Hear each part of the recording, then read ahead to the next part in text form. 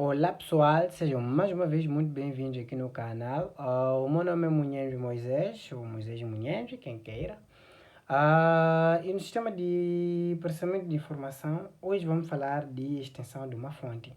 Mas antes de nós falar de extensão de uma fonte, vamos recordar o que seria uma fonte sem memória, né? E este processo de extensão de uma fonte, né? Ele é feito antes mesmo da codificação. Temos aqui vídeos aqui no canal que falam da codificação de Shannon, Fanon, temos lá a codificação de Huffman, né? Essa codificação ela é feita de modo a estender, né, os símbolos de uma fonte, mas a fonte tem que ser independente. É por exemplo que essa aqui tem que ser uma fonte sem memória. O que é uma fonte sem memória? Uma fonte sem memória é uma fonte na qual a probabilidade da geração de um símbolo não depende dos símbolos que vieram antes dele. Ou seja, a geração de um símbolo é independente, tá bem? Então nós vamos chamar, esta aqui é uma fonte sem memória, ou seja, depois de se gerar um símbolo, não se reserva uma memória para saber qual foi o símbolo, qual foi a probabilidade da geração do símbolo anterior. Cada símbolo é gerado da sua forma. Então esta aqui é que seria, neste caso, uma fonte sem memória. O que seria, né, neste caso, a extensão? Seria um processo no qual vai se considerar blocos de símbolos, ao invés daqueles símbolos independentes que nós temos ali, né, como as unidades básicas dessa mesma fonte, certo?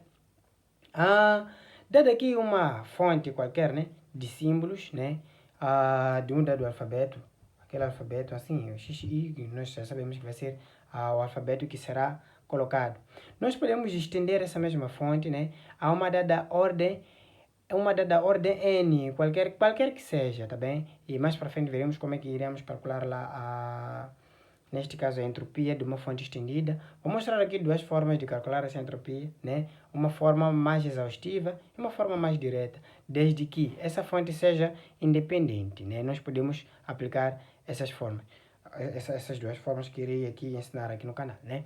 Então, nós vamos pegar esta fonte, né? Que tem o alfabeto XI, assim, né? Essa aqui é uma fonte de símbolos X, quaisquer, né? Então, ele vai tirando ali A, B, números, quaisquer números ali, ou quaisquer símbolos que ele vai tirar. Então, nós podemos pegar esta mesma fonte e transformar ou formar uma nova fonte, não é? No qual nós vamos ter ali blocos formados por N símbolos, uma vez que nós vamos querer estender esta nossa fonte a uma dada ordem N, né? Se esta fonte aqui for uma fonte sem memória, é importante que ela seja sem memória, né? Significa que a probabilidade da geração de cada símbolo X que eu estava a referir aqui, eu posso colocar aqui como sendo o quê? A probabilidade da geração do nosso XI seria, por exemplo, o quê? X1, X2, X3, né? Essa aqui é a probabilidade, por aí vai, né? Ou seja, teríamos aqui a probabilidade da geração de X1, X2 e por aí. Ou, de uma certa forma, podemos dizer aqui a probabilidade do nosso X, né? Esse XI. X esquisito, hein? X esquisito. Seria aqui, teremos aqui a probabilidade da geração do X1, né? A probabilidade aí do X2, X3 e por aí vai, não é? Até chegarmos lá no nosso Xn, né? Porque uma vez que nós vamos querer estender, ou por mais que não queramos estender, né? Uma fonte sempre ela será limitada. Então, já que são independentes, não é?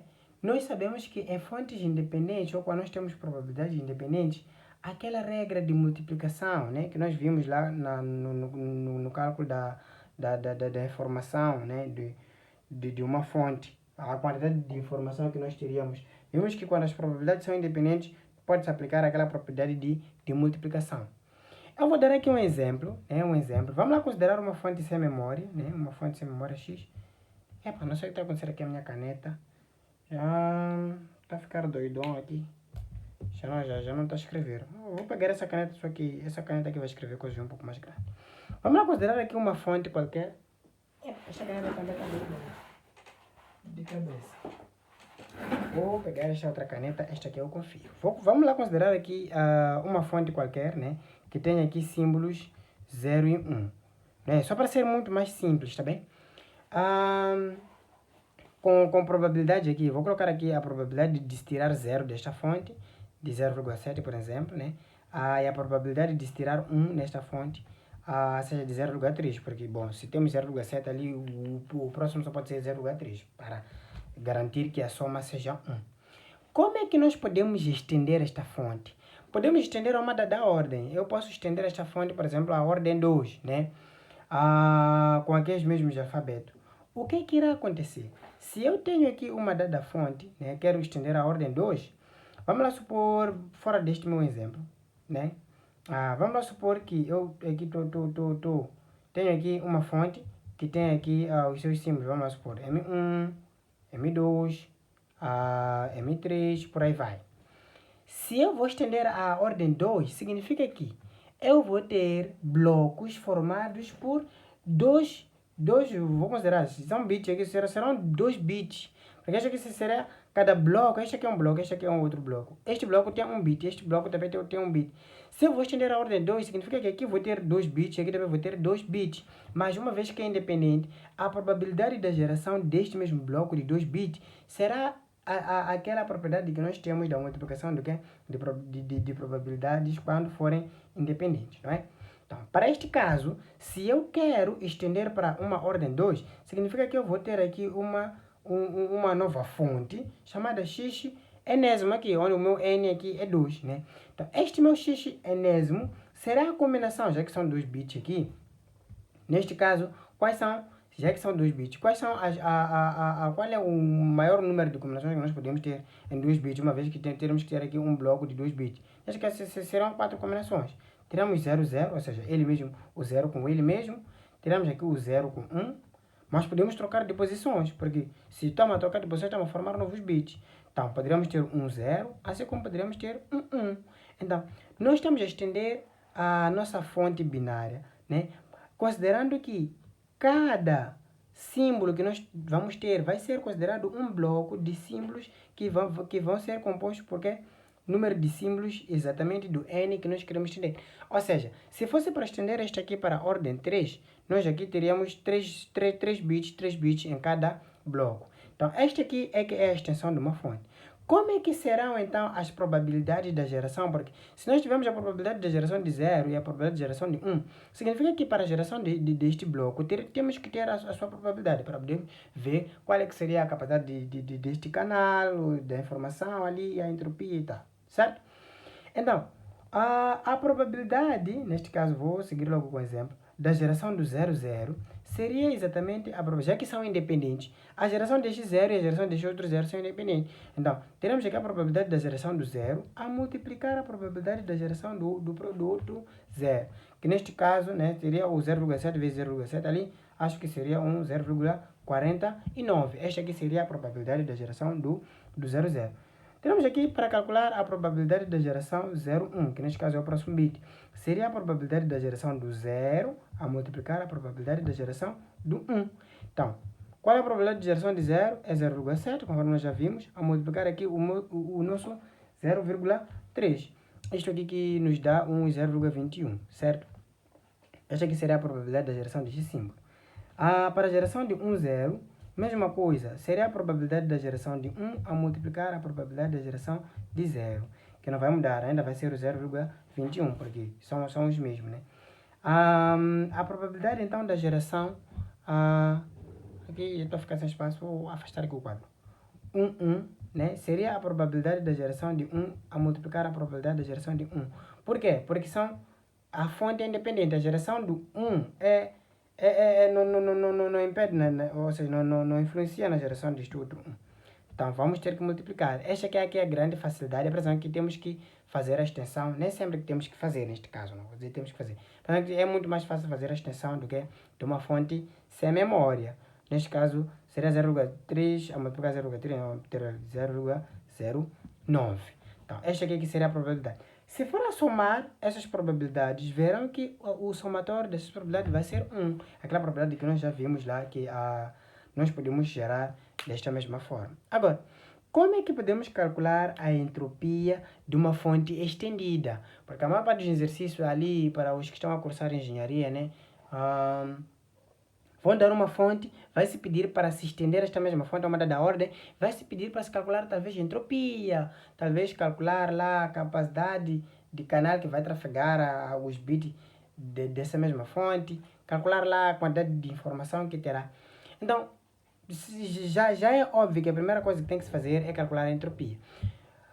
Se formos olhar aqui, esta aqui é uma nova fonte, que está aqui é uma nova fonte. Então, nós podemos calcular a entropia daquela forma padrão. Então, nós podemos aqui calcular aqui a entropia, neste caso, do meu x estendido, seria exatamente o menos somatório do quê?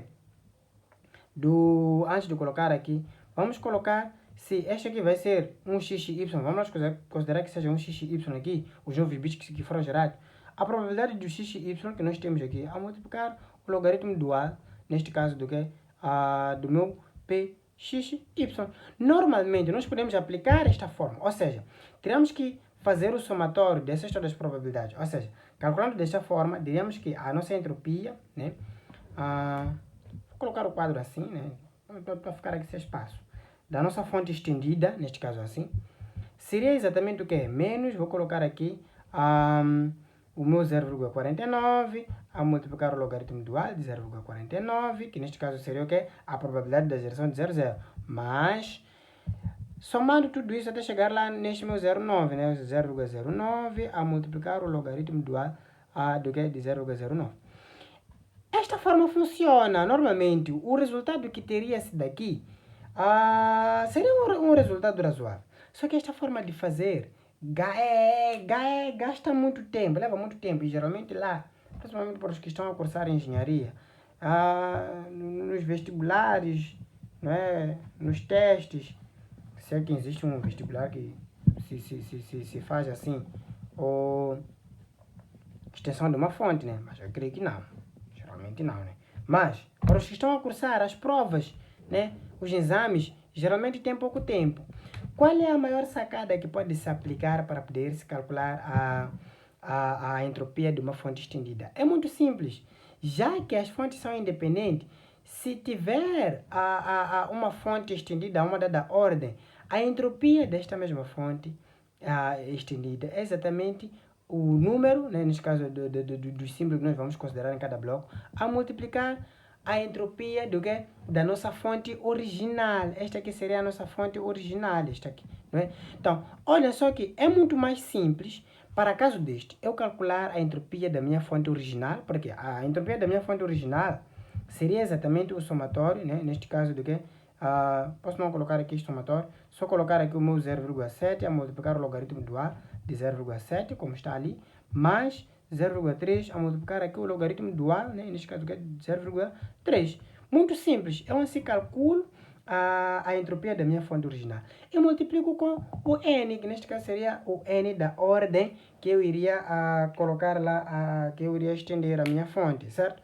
Então, esta aqui é que é a grande sacada, pelo fato de ser uma fonte independente. Mas se quiser estender, pode estender e calcular a entropia da forma padrão lá que aprendemos nas outras aulas aqui no canal. Portanto, por hoje é tudo.